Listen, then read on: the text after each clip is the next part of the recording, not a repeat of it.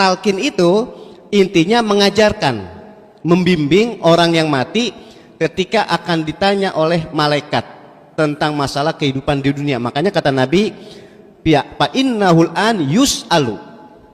Nah, berarti talqin itu setelah dikuburkannya seseorang itu hukumnya sunnah, bukan wajib.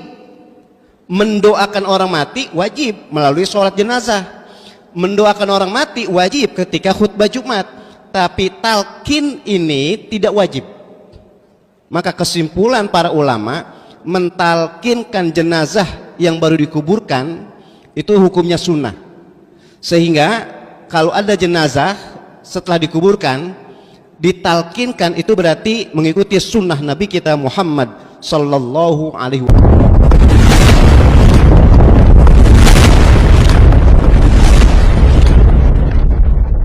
Assalamualaikum warahmatullahi wabarakatuh.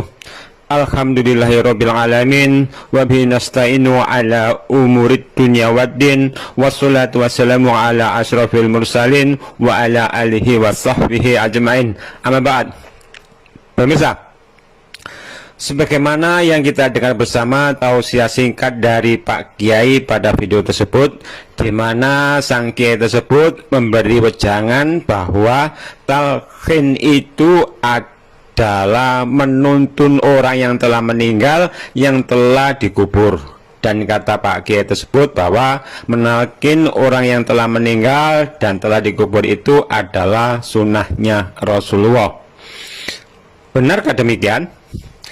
Pemirsa, kalau saja wejangan itu benar sebagaimana yang diajarkan oleh Rasulullah SAW, lah untuk apa lagi di dunia ini kita itu diwajibkan untuk sholat, zakat, puasa, haji, atau kebaikan-kebaikan lainnya, kalau pada akhirnya ketika di alam kubur orang yang menalkin, yang mengajari untuk menuntun la ilaha illallah atau mengajari dengan berbagai pertanyaan-pertanyaan yang akan diajukan oleh para malaikat itu bisa dijawab, agar bisa dijawab oleh penghuni kubur, sekalipun penghuni kubur itu orang-orang yang banyak dosa, banyak bermaksiat. Ini mustahil ajaran ini nggak nyambung.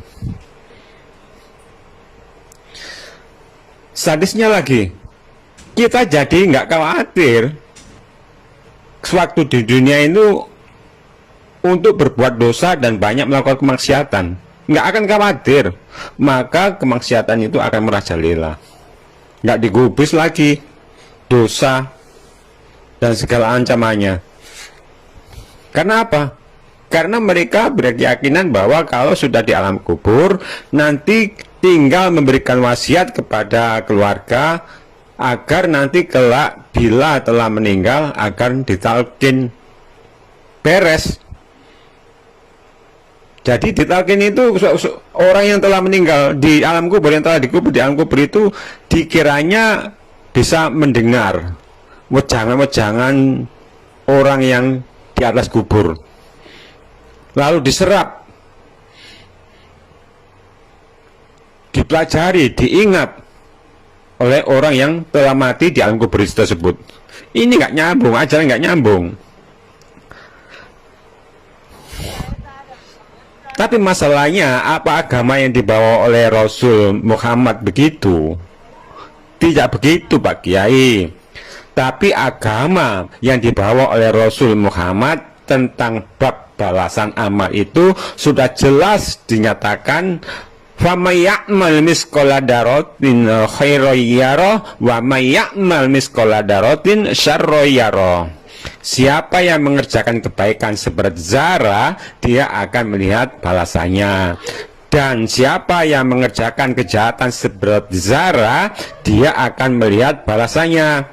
Jadi, berdasarkan ayat tersebut, ketika kita banyak melakukan kebaikan-kebaikan sewaktu di dunia dan menjauhi apa-apa yang dilarang oleh syariat, maka amal kebaikan kita itulah yang akan membuahkan balasan kebaikan baik sewaktu di alam kubur maupun saat di yaumil hisab. Di alam kubur kita akan dimudahkan menjawab pertanyaan malaikat walau andai sesulit apapun pertanyaan itu.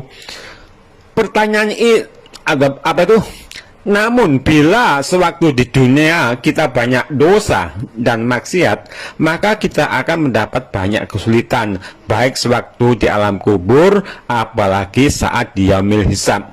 Kita tidak akan bisa menjawab pertanyaan malaikat, walau semudah apapun pertanyaan malaikat itu, bila kenyataannya kita di alam kubur, saat di alam kubur itu membawa dosa-dosa banyak, tergolong orang yang pendosa. Dan kenyataannya telah diceritakan bahwa yang masuk neraka pertama kali itu adalah ulama yang zalim, juga para mujahid yang perang dengan orang-orang kafir hanya karena ingin dipuji. Lalu apa mereka yang masuk neraka duluan itu waktu di dunia nggak hafal terhadap siapa Tuhanmu, apa agamamu, siapa nabimu? Ini jelas konyol. Mereka nggak bisa jawab bukan karena tidak ada ilmu untuk menjawab pertanyaan malaikat itu, tapi karena mulut mereka saat itu terkunci, dan yang menjawab pertanyaan malaikat itu adalah amal ibadah mereka sewaktu di dunia. Kalau amal ibadah sewaktu di dunia baik amalnya, maka mereka akan lancar menjawab pertanyaan malaikat. Namun bila buruk amal ibadah mereka sewaktu di dunia, maka mereka akan menjawab a i u a o, begitu. Jadi walau ditalkin 1000 kali, walau ditalkin 7 hari 7 malam, ya tetap nggak guna. Maka bagi saya, wejangan Pak Ustadz tersebut sangat aneh, nyeleneh. Nggak mungkin Rasulullah mengajarkan amalan kepada umatnya yang bertentangan dengan firman Allah Azza wa Jalla. Sebab diutusnya Rasul bukanlah untuk melanggar perintah Allah, tapi diutusnya Rasul itu untuk menjadi tauladan terhadap bagaimana implementasi menjalankan perintahnya dan menjauhi larangannya. Bagaimana mungkin Rasulullah mengajarkan kepada umatnya untuk menuntun orang mati yang telah dikubur dengan pengucapan la ilaha illallah, sedangkan di sisi yang sama Allah telah menyatakan dalam firman-Nya, in tad'uhum la yasma'u du'aakum walau sami'u mastajabu lakum. Jika kamu menyeru mereka, mereka tidak mendengar seruanmu, dan sekiranya mendengar pun mereka tidak dapat memenuhi permintaanmu. Jadi berdasarkan ayat ini, orang yang telah meninggal dan telah dikubur itu nggak bisa mendengar seruan dari orang-orang yang masih hidup. Kalaupun bisa mendengar, mereka itu nggak bisa berbuat apa-apa, karena perkara kewajiban selama di dunia itu telah finish, telah selesai, dan tinggal menunggu di alam penantian sampai dibangkitkan untuk mempertanggungjawabkan atas kewajibannya selama di dunia. Jadi sangatlah keliru apa yang dinyatakan sang kiai tersebut. Adapun talqin yang diajarkan oleh Rasulullah Shallallahu Alaihi Wasallam itu sebagaimana sudah dijelaskan pada hadis Muslim yang berbunyi, lakinu mautakum la ilaha illallah. Tuntunlah orang-orang yang sedang di penghujung ajalnya untuk mengatakan la ilaha illallah.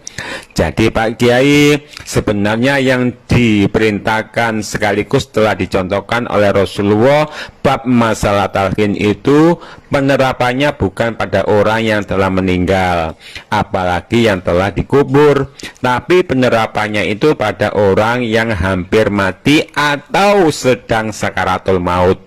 Dan apa yang diajarkan oleh Rasulullah tersebut juga sangat berkaitan dengan hadis-hadis lain seperti hadis Abu Dawud, man kana akhiru kalamihi la ilaha illallah dakhalal jannah. Barang siapa yang akhir perkataannya adalah la ilaha illallah, maka dia akan masuk surga. Nah pemirsa, akhirnya telah cukuplah ralatan saya atas wejangan Pak Kiai di atas.